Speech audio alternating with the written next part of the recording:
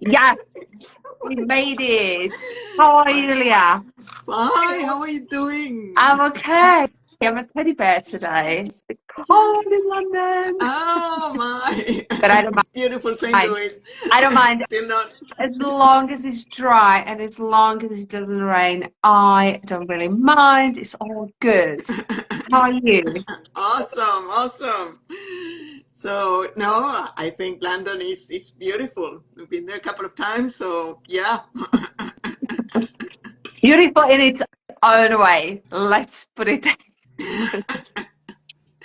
Okay, right. So, do you want to tell us a little bit about yourself and what are you doing and what's your expertise? And then we'll take it from there. Easy. I was touched. Yes, we made it. How are you, Leah? Hi, how are you doing? I'm okay. I'm a teddy bear today. It's a bit cold in London, Oh my, but I don't beautiful St. mind. Louis. I don't mind Still not. as long as it's dry and as long as it doesn't rain. I don't really mind. It's all good. How are you? Awesome, awesome. So no, I think London is beautiful. I've been there a couple of times, so yeah. Beautiful in its own way. Let's put it. Okay, right. So, do you want to tell us a little bit about yourself and what are you doing and what's your expertise? And then we'll take it from there. We can hear you, Leah. Oh, there we go. You cannot hear me. Yes, that's what I Now was it's thinking. fine. This It's all it's not good. working. So I'm a psychoanalyst. So it's a type of the Freudian school of or French Lacanian and so on of psychology. Let's say beginning and well, yeah, and my dissertation I was telling you yesterday, I did on shame, and then I start working. I have a book, my previous book on. I have many books. I have like 8 books, but my previous book was on imposter syndrome, and now and then I start working on betrayal, and the upcoming book is getting or get out, but don't stay in the freaking middle. Love the title. Absolutely love the title. Absolutely love Yeah, it. because actually about there's a research and there's different research about it. Some say that about 60%, the last one done this year, I don't remember the name, but about 80% of people stay in the same relationship even after betrayal. So why do we do that? Why did we do that? Okay. Right. So I'll just say a couple of words about myself Mhm. and then we jump onto betrayal because I think that is really really interesting. And I think I'll open up with my own story and why did I stay even after betrayal. So I work with women, and although we're talking today, and although I'm in uh, fitness, so I devote my time to health and well-being of women, but I strongly believe that relationships are a massive and very important part of our well-being. So, and in my training and my coaching, I but I build kind of a relationship with ourselves as well. So it's like a whole holistic approach and really understanding yourself a little bit better and have a confidence and being aligned with your values, not only when you move your body and when you're taking care of yourself, but really when you go out there as well. So that's what I'm devoting my time to. And I want to, before I jump to my story, I want to ask you, when you say betrayal, what should we understand under the word of betrayal? A lot of things fall under betrayal. It's a great, big umbrella. But this book is on infidelity, which is what we've been working at. I usually work with my sister Lily many times, not always, but many times. And on this coaching project is we help people that are on the breaking point, get over, and as we say, getting stronger and wiser, because what doesn't break you make you stronger, and it's only when it hurts that we actually pay attention to learn. So Right. Okay. So I'm going to share my own story. And I think we spoke about this yesterday as well. I think it's very complex because obviously it may go to really a childhood and, all the beliefs I actually accumulated through my upbringing. But really, in my last relationship, so I actually was engaged and I was going to get married. Although the relationship itself presented a lot of obstacles. But I always had this thing like, oh, maybe it will get better. Maybe it will change. Maybe if. And I personally and can had I been, ask you something? sure, of course, And go ahead. this belief, it was also like you had the power of making it better for some, it's like Of course, I, yes. sure.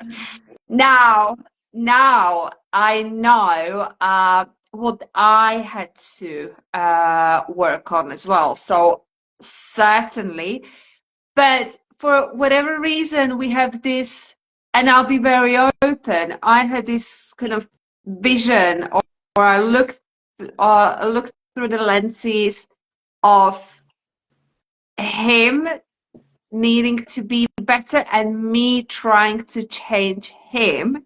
Although I knew, but I didn't know how to change myself because I didn't ask for help. And I wish I would have done, but I think there were many things which possibly wouldn't work either way because looking back, the values weren't really aligned. But it's interesting thing when you talk about the betrayal, because I was cheated on, and possibly not physically as such, but I found multiple times messages of a sexual realm. So messages were based on sexuality, and for me, although I would never know, maybe nothing physically happened, but for me there was already a break of trust, but I stayed either way Yeah. because I was worried that if this is not going to work, nothing will ever work. Yeah. Yeah. Yeah. What's your experience with people who's gone through the So betrayal? exactly, you're describing what happens. It's like you are, um, you hold on to this idea because it's not even the person. This idea of yourself with this person and the life you're having, or that you project you want to have, and it hasn't happened yet, but it's the dream. The dream is so difficult to give up because sometimes it's not what we've been with this person, but what we feel we are capable of getting in the relationship. What really, and that's another point, is what is infidelity? Does it have to have intercourse to be? I think this is a really good question. Well, I personally think it obviously also depends, a very complex topic, because it obviously also depends on what partners agree on. So you can have nowadays very easily an open relationship and people can do what they Yes, want. polyamory or something. Yeah. But this is not what we ever discuss. So for me, I mean, in all honesty, at that point, I felt I was cheated on, although possibly nothing physical happened. But for me, I genuinely found it very accidentally, just scrolling down out of boredom whilst I was on the phone with someone else on his laptop, and I suddenly just saw all these messages. It broke me inside. Uh, so for me, that already, although nothing physical happened, and someone can argue there was imagination only, but I lived from that point onwards. I lived, and these thoughts were coming back to me. What if, like, I don't want to be someone who's tied to the person all the time. So I did have these thoughts. Despite those thoughts, despite that feeling, I was petrified to make a move for various numbers of reasons. Yeah. So it's it's Yeah. interesting. Well, how would you describe So infidelity? at You got one point, any oh, I'm specific? totally with you. I'm totally with you. I don't think it's a problem of cheating, let's say, even intercourse, because you have to define it with a person. Is the last drop that overwhelmed that there was something already not going, and that just breaks it. But, that's what I consider that in my clinical work. I'm like, okay, let's check in the past, and there's like, well, but it was already not like the image you have with this person, and the things that you are living with um, don't don't quite add up. And then you get this message, or you get to see reality, because that's what betrayal is seeing. It's being allowing yourself to see what's really going on. Why do we stay? Why do we stay? Because better, what is it, the devil you know than the one you don't, You there betray is an that, attachment. yeah. In theory, there's an attachment, and attachments are very difficult to give up. You think you can fix it. There is some, you get attached, and it's really hard to let go of that.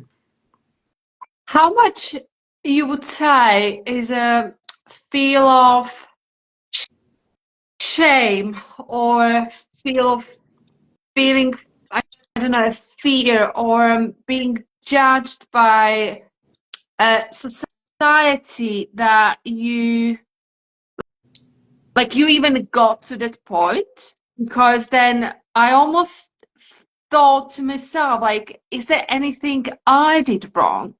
So I went about blaming myself, like, what Yes. did I do or what I didn't do? Um, so So it's, that goes to the it's interesting. previous question I asked you. Did you feel you could fix it? Because many times when we get to that point, you start questioning yourself. What? No, no, what can I? And the idea, what did I do? All those questions are like the first stage on grieving, and it has to do with I don't want you realize that your world is crumbling, shattering. The rug came out of your feet, and you're falling, free falling, because it's like that. When you see reality in raw, you just nothing keeps you. difficult to hold yourself onto anything. So the idea of, have I done something, is, can I fix it? You know? Yeah. In trying to have that omnipotence power of, yes, of course I can fix it. No, of course it's my fault. Yeah. but it's not about that. So I've got two thoughts here. Yeah. So one, going back to can I fix it? And I think going back, I used to be a person who didn't know how to communicate. And my ex-partner was very much the same. So we kind of were swimming in the sea, trying to go the same direction, Yes. but we often deviated from the road because we could not understand each other where we're going. Yes. I get a lot of that. And hence, when it happened, I didn't know how to communicate really well. So I obviously went into the mode of accusation and I got the same back. So I fired a shot and it was fired Oh. back right at me. And I was accused of the things which I've never done. But so it kind of spiraled this defense, Mhm. in him. So obviously taking a responsibility for the actions was non-existent as well. So yeah, do you have an experience like it could have been possibly overcome? Because that was my next point, where I think it's Estelle Perel who is trying to go about infidelity in a different way, and actually it could, with a really really well communicated kind of matter, or the communication is really good, you actually can overcome the whatever happened, infidelity in any way, shape and form. Yes. Communication has to be there and a person has to admit, okay, this is what happened, and really be clear on why it happened. So Mhm. kind of like taking ownership. What are your thoughts on this? Um, I agree. It depends case by case. In psychology, we always work case by case, Okay. and so it depends on who are the players, and if they are both ready to take responsibility and and not play the blame game, because blame game takes you nowhere. Mhm. Now, everybody, I mean, rarely do I see a couple come to see me, and first at intake, they usually say, we have a problem of communication. And so everybody goes there. And the definition of communication is actually miscommunication. It's Mhm. impossible to communicate properly. There's a whole research, it's a field of study to communicate. So it's that difficult to do it right. But what I usually hear when they tell me that is, we have an issue of frustration. Frustration, you said. Right. Yes.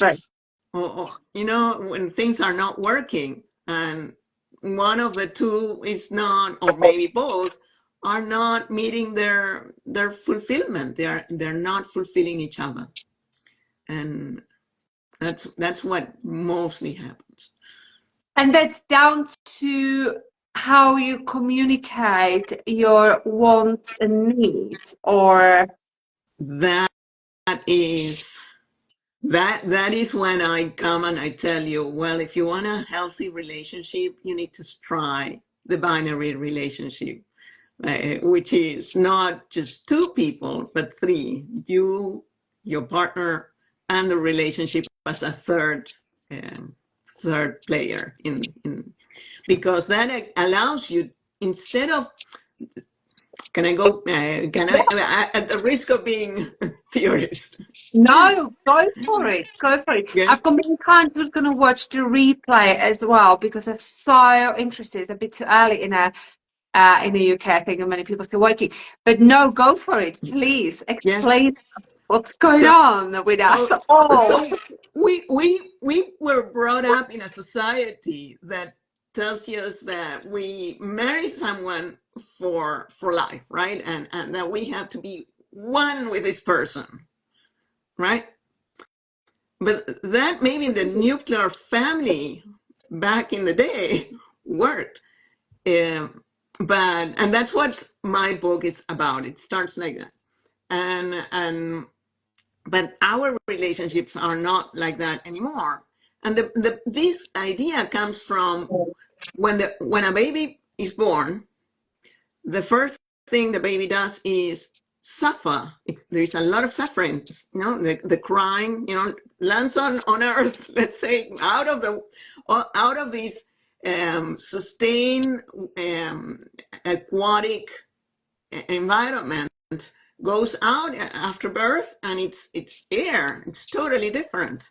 It feels totally different. So if the baby doesn't cry, they make him cry or her, because it has all the water in the lungs, right? But so there is pain, and the next movement is bringing to mom, right? And mom soothes that pain, and it's the first experience of love Right. the baby has. And it's not only love, it's belonging, it's well-being, is, oh, everything feels great, right? And that's what we seek through life. When we seek belonging, when we seek acceptance. Now, shame, this is what I realized on my study on shame. Shame is at the brink of not having that. When you are about to see reality, that external reality, like the baby going from the aquatic to the air, that external saying, am I ready? Can I handle this? Right. If you are not in a good place, judgments are going to be negative. But otherwise, you're going to see, okay, I got this. Like, just before this call, I started doing breathing exercises, trying to get in a mode. No, I was getting ready for you. If I was not in a good place, I would have said, oh, I cannot do this, Right. and think bad about myself. The question and judgment is, what am I? No, am I ready? The question on guilt is, what have I done? Right. And when you say, so there are three parts in, so it's two partners in a relationship. Mm-hmm. And when you say that, what do you mean by that? So does it mean, my interpretation is that obviously I'm going to talk about women and men. So a woman or one partner brings the baggage, and then another partner, so second partner brings the baggage, and then relationship is two packages unpacked together and put in a shelf? Or how could we actually interpret the three entities Yes. entering into relationship? What do you mean by partner, so man, woman, or man, whatever it is, Whatever. and Yes. a relationship? So I said at the beginning, the baby is born, mom gets to mom, and mom soothes, right? From there on, we are seeking validation. We're seeking someone else to soothe us, to fulfill us. We do that even when there is a part of us that's still at the baby stage. And Yes. we should fulfill ours. Well, you moved a lot. You're flourished. You're flourishing. Well, I must say, I must have fallen really hard to do something about that. But it's sad. It really is sad, and many people have to fall really hard before they actually realize this is not okay, and I cannot go about like this anymore. Mm. So that's But not don't you feel like you are stronger and wiser now? yeah, 100%. So it has taken me over a year to feel to really live and to feel, and I genuinely feel like I feel like a new person, Yeah. and I actually just started to date again.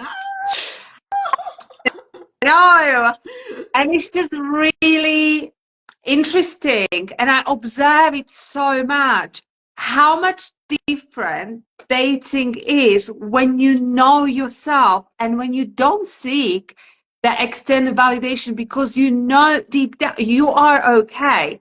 So I literally needed to be for over a year on my own and to learn how to be on my own, because there is no mother anymore, although there is a mom. Yeah, of course. You know, like I can't jump onto her lap every single time I fall down. So I literally had to relearn how to be okay on my own and with myself the way I am. And And hence, that's what it when I is. go out there and I know my values, not it's necessarily even needs and wants, but my values and my non-negotiable things which I really need. And communication is number one. So if Mm. someone doesn't know how to communicate, I'm out of there. I can't even stand up and go. I say, I'm sorry, it's too late. So it's very different. It is very different, and I feel confident. And I took one advice of my hairdresser, who said, and it's a man, who said, "You don't doll up yourself on a first date. You don't do that. You be normal, like you don't go in my hoodie or anything, but." Don't try to make an impression. And that was my thing as well, because I place so much worth on how I look and not what sort of qualities as a person I bring to the table. So it's very different now, very different. I go in Absolutely. trainers, no heels. And if the band doesn't like me in my trainers, then screw him. What can I do? But So it's that's very different. awesome. That's a great advice, because the problem we have is we tend to idealize the other person. I We don't know. see the reality. And all that you just described, that's what binary relationship is all about. Because let me explain one thing: binary, which has a bad name, is not a relationship of two, but a relationship of three. 0, 1, and the relationship between them. You, your partner, and the relationship between. Yeah. And that's what you're doing. You're doing great. You are your own person. You're relating to somebody that is their own person, but you Yeah, also have something together. together. And this kind of brings a question for me. You know, like when people say, "Oh, my better half" or "my other half," what are your thoughts on that? Yes, that's part of, the better half. Like we are not good enough, right? So we Yeah. kind of seeking, like we trying to make someone to complete us, or where this kind of notion of, because everyone you like majority of people do use the term "my other half," or even level up, "my better half." So Mm. someone better than us in a relationship. So does that always mean that that person who is using the term um, is kind of in a way, or is not perceiving as themselves as a complete person, and they need someone to kind of make them whole? Or what what is the like? What are your ideas? What are your thoughts on the term being used and how it can be interpreted as well? Yeah, case by case. Okay, Yeah, okay. case by case. But yes, when the much of the problem in betrayal is that we don't see the person as it is. We idealize people. We are always doing that. We look at somebody on Instagram and we immediately say, oh, wow, look how they live, right? Or anything. We're constantly feeding our imagination out of a picture or a sentence or anything and making it brighter. But we do that with our partner too. And when that person cannot fulfill our dreams, and if they try to fulfill our dreams, are probably not going to do a good job because communication is miscommunication. So we're, yes, thank you. I really wanted that, but not quite that way, you know? So like, oh, really hurt. And imagine all these, all the effort put into this. Yeah. So it's relationship are very difficult. So if you want a healthy relationship, keep your dreams, make them yourself. Uh, have a shared dream with this person, which is part of this third term, and have share dreams, share moments, work on it. But you are your own person, and your partner is their own person, their own baggage. Of course, there are going to be moments in which you are going to support them, they are going to support you. That is obviously part of it because you care. Yeah. But one thing is idealization when you see them way up there and it's not based in reality. Another one is admiration, moments of adventure, admiration, laugh. Moments of low moments are also necessary because only the low shows what's high. Brilliant. That was a brilliant point because I also got to realize and got to learn that in those moments where you don't feel your best or like through the relationship, there are moments which it's either disagreement or you try to come to the conclusion on a certain matter together. And I, and that's again, this is personal experience, personal opinion. I think if if this kind of issue or problem doesn't push you forward as a couple, that you resolve it together, but you argue, you yell at each other, and it doesn't really leave you anywhere. It's just kind of like, okay, well, fine, let's just carry on as we are. I think that's really a point where we should question or communicate if we are capable of doing that, if it's in our capacity to do so, that this is not, this is not okay and it can't go like this because, yeah, those low moments is almost like they even break you or make you almost kind of Mm-hmm. thing.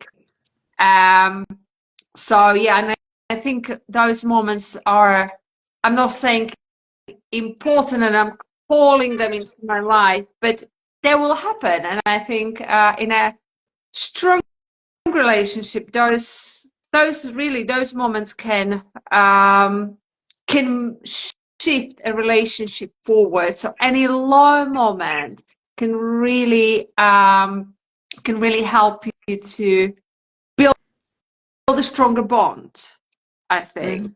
No, yeah, absolutely, absolutely. Because as I said, it's only when we are hurting, when discomfort happens, we wake up and say, "What's going on?" Because I need to solve this. That's when we learn, and otherwise we're kind of running on an automatic, but autopilot. Yeah. Uh, but there are a couple of things about discussions and quarrels and things. Sometimes the quarrel is about the relationship. Sometimes it's about, someone, one of the couple, someone in the couple brought in something from outside, from work, from something that happened, and they come into the house, or they are thinking about this that happened time ago, and they are in their own bubble thinking about all this. It has nothing to do with you. Don't don't don't try to solve it. Don't, give them their time, and because it's not your issue. It's Nothing to do with it.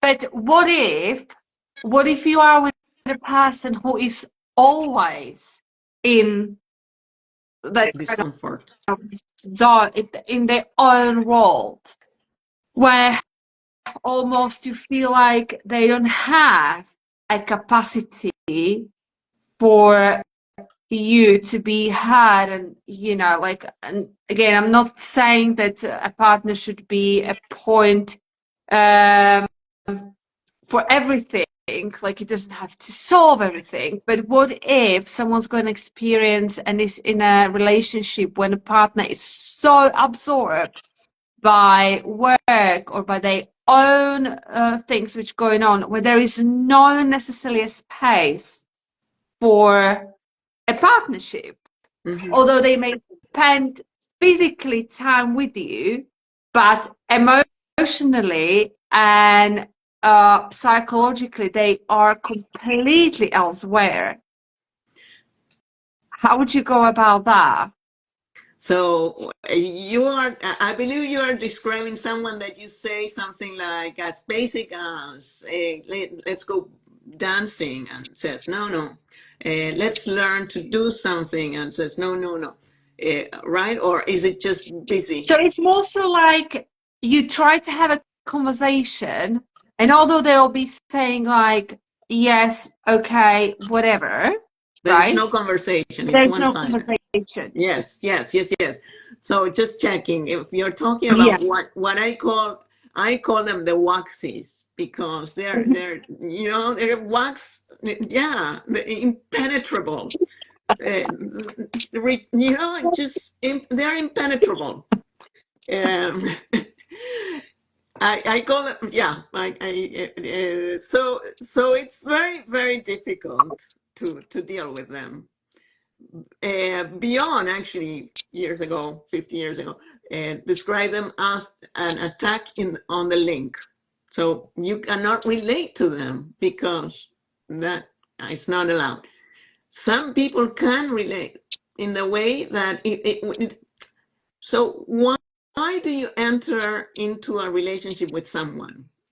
So there is people that want to be helpers because that's how they relate to others. Mm, Some people want to be leaders, and that's how right. they come into the relationship to be the leaders of the couple, right?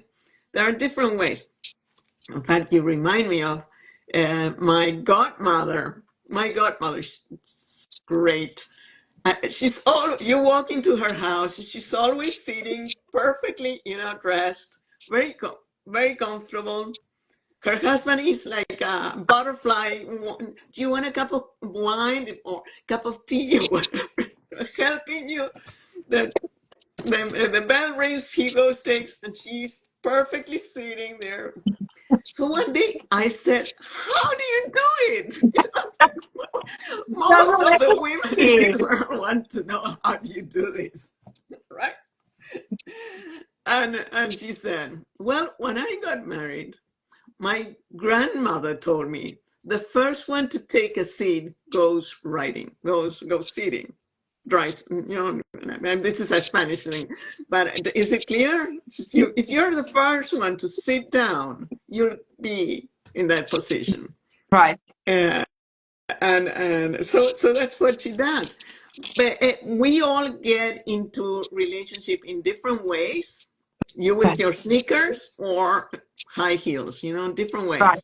Got And some people will be able to relate to a waxy, but waxies, they take a lot, and they have difficulty it's like it's overwhelming. Everything's very overwhelming. So they cut the relationship to keep their world manageable. Okay. And you have to be very soft, very slow, chew things for them. This is, if you say, if there is an emotion, chew it for them to help them manage. Right. And When you say chew it for them, how would it look in a like so practical? that's what in psychology we call it the reverie. It's trying to break it down. If something happens, break it down so it's easy for them to this what the emotion, and it means this. So emotions have um, an idea, an emotion, and an action, right? We know how it feels, we know what's related to the idea, and we know what to do. So in order to break it down, you have to cover these three areas. Most people fail at least in one of these three areas. Mm-hmm. And that's when it took you a year, when you couldn't even say, you couldn't communicate at the beginning with your partner, you couldn't communicate to try and negotiate this. Well, you probably couldn't even think. The emotion was so overwhelming. You couldn't even think what was going on, what you wanted out, what was your next steps. You like and to do how do I get out of this hole? All that is like out of the question. You have either anger, frustration, your life is a puzzle, Oh, uh, all that. It's raw emotion. No idea. You're right. Yeah. no, So that's incredible. Well, I often think, I wish we would be taught about this at school, because I remember very well to memorize whatever I had to memorize, the year when this happened. I don't need it. I need it to someone to teach me how to deal with my own emotion and how to go about things. So this is I think it's an incredible, incredible work. And I think, so what is kind of the age range of people you work with? Because I am 36 still, Mhm. and I already think like, oh my God, why I didn't do this before? So, Yes. Yeah. and I already feel like I could have, or it would have been much easier, like, to navigate through the life and through the relationships if Mhm. I had an awareness, because it's not even a knowledge as such, it's an awareness before. But so what is kind of the age gap, age range of people you work? Adults. Adults. Yes, we work with adult people and yeah, help them understand. And also as you learn, and these awareness that you're bringing, uh, helping people flourish, that's really great. Um, because maybe you didn't get it on in school, but we can work on it and bring it to people outside of school. Yeah, I was just what's the youngest like person you've ever worked with? In my clinical work, Yeah, like, or with kids, yeah, I sometimes work with kids. I haven't been working with kids for some time, but okay. I do all ages. Yeah. But do you have clients who are like in their 20s, or is it mostly like they are already above 30s and older, on average? Aver- Wow, that's a difficult question. It's interesting because in clinical work, it's like they go by waves. Sometimes I have 20s, and then they have the 30s, and then I have even people that are on their 70s are coming. Fantastic. But yes. So I've been doing clinical work for almost 20 years. I covered all ages. And in this coaching practice with my sister, we're seeing people over 25, I think it is, 30. Brilliant. Yeah. So when it comes, so if, and this is going to be a tough question, Leah. Oops. Brace yourself. So if there are three takeaways, three tips for people who are either in a difficult, well, so who are in a difficult relationship where I think, we spoke about kind of a gut feeling where they know that there is something not okay and they feel it, but they try to push the feeling away. Because I also experienced that, but God forbid I would have let that feeling, those thoughts to actually even be present. I would just always push them away. What we're talking about, gonna get Yeah. married.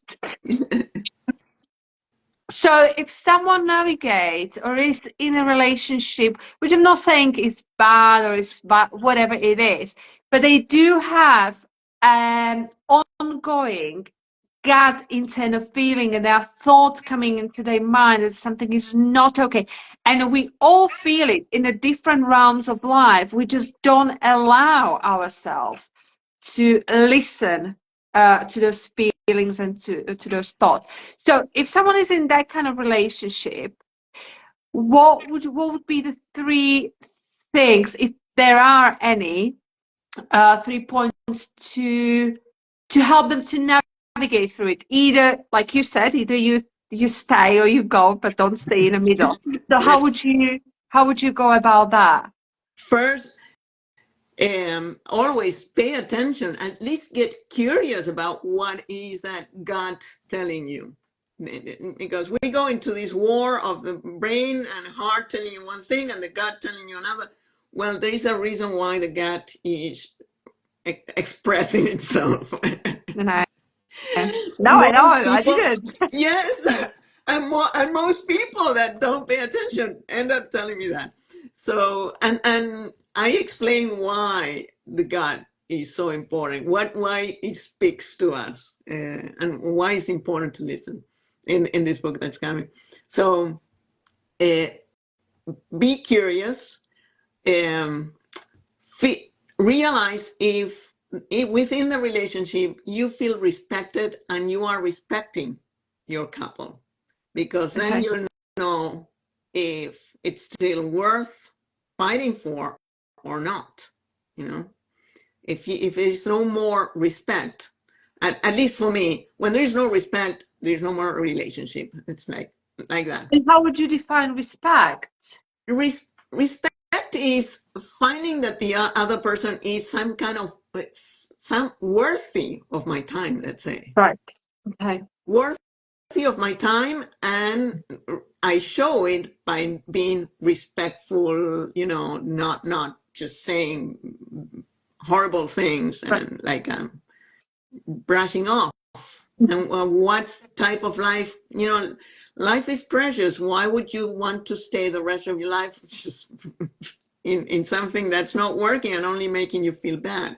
And I'm not trying to fix it. If it's fixable, yeah, for me, that I draw my line, I draw it at respect. Everyone has a line, right? right. Um, and I find that's a key. And those are two. The other one is, yes. The other one is learn to fulfill your own dreams and not to give them on to somebody else, because it's going to do a horrible job, and then you're going to blame them for not to love you, because these are, you know what they are? Love test. You put the other person, you test if they love you. If you love me, you'll, whatever, Yeah, take me to France for lunch and come back. Uh, yeah. That is quite interesting. Well, I can't really relate to that. If you love me, you do that. Because to be honest, then credit to me, I've never done that. But You're Um, getting better at this. but going on to building and having your own life, I think it's important from various aspects and elements because, for one, you obviously, as you mentioned, like, you have two people who are their own entities and then they're creating something together. Because we can't rely on your partner to be everything and anything and to do something with you all the time. Because I think there's no capacity for people to do that. And it's actually nice to have your own life because also, and I'm not saying that I wish anyone to end their relationship, but if that would be the case at some point, then you are almost left with nothing because you have kind of just tried to be someone, something without actually being you. Yeah. And it is obviously quite challenging already in the hard moment of a breakup or separation, whatever it is. Because, like last year, I've met so many people who's got divorced. I've never met as many people who are going through divorce as I did last year. But in a lot of people, they ended up like, oh my God, I have no life. And I said no to my friends. I didn't do my own things. So I think for me, obviously, that's to have your own life, to do your own dreams, take a pressure away from that partner, but also you're building something what is yours, and no one can take that away from you. Exactly. So Yeah. I think for me, at least, that's kind of the view, or the view I have when you say like have your own dreams and do your own life, even though you are in a partnership as well. Yes. If you're investing money, you're not going to put it all in the same shares. You're going to spread it around. If something goes wrong, you still have this. And that's what your life will be. You won't fall as far, as deep. It'll hurt, but you'll have friends, you'll have relationship, you'll have people around you to keep you going. Yeah. Yes. And I really, really can say to have a community of people has been an incredibly helpful. So me going through, I lost many identities, like I already was trying a white dress. So when everything fell apart, I genuinely felt I am not a person anymore. I literally, and let alone that, I had this, I had that. So it took me quite a while to lift myself, to stand up, not even to lift up. But I must say that obviously to take care of myself has been the best decision. I didn't go about and drink or try to look for some quick fixes in terms of whatever, anything and everything. But having friends around me, and for me, because I'm not a person, or I don't come from the environment where you ask for help, you freaking do it yourself. Yeah. So for me to actually kind of be very humble and ask for help, because I could not have done it by myself. Asking for help, having a people around me was incredibly helpful. And I can't be thankful enough for all those people. There's one of my friends, Amanda. Hello, Amanda. She's been one of those people who actually saved my ass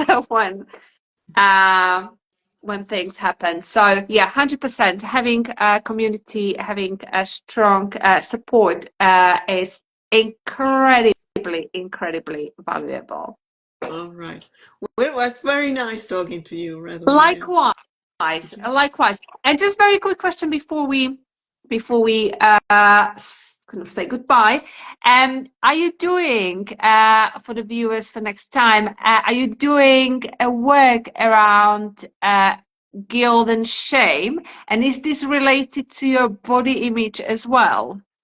Oh, well, I have a book, but it's that's on that topic. It's very Okay, academic, not like my previous one, imposter syndrome, and the one that's coming out. It's for the general public. The okay. one on shame, psychoanalyst perspectives on shame, body image, gaze. I don't know. It's so many keywords. I have to read the title. Right. Okay, we'll put it into a chat and then Mhm. obviously people can access it. But your latest book, before I let you go, tell us about your latest book Well, get one in, more get time. out. Get in or get out, or but don't stay in the friggin' middle. Okay, great. Yes. And when is it going to be published? So when people can actually In start to have an insightful moments with your book? November. I don't have No, the exact day, but I think at this point it's coming in November. No, next amazing. month. Next month. So Next month, I know, very soon. All right, amazing. So we'll put it all into the notes for yeah. people who will be watching the replay. Yeah, thank you for your time, Dr. Leah. It's been incredible. I'm sure we'll do this at some point again. Yes, looking forward. Thank you. Thank you. Bye, everyone.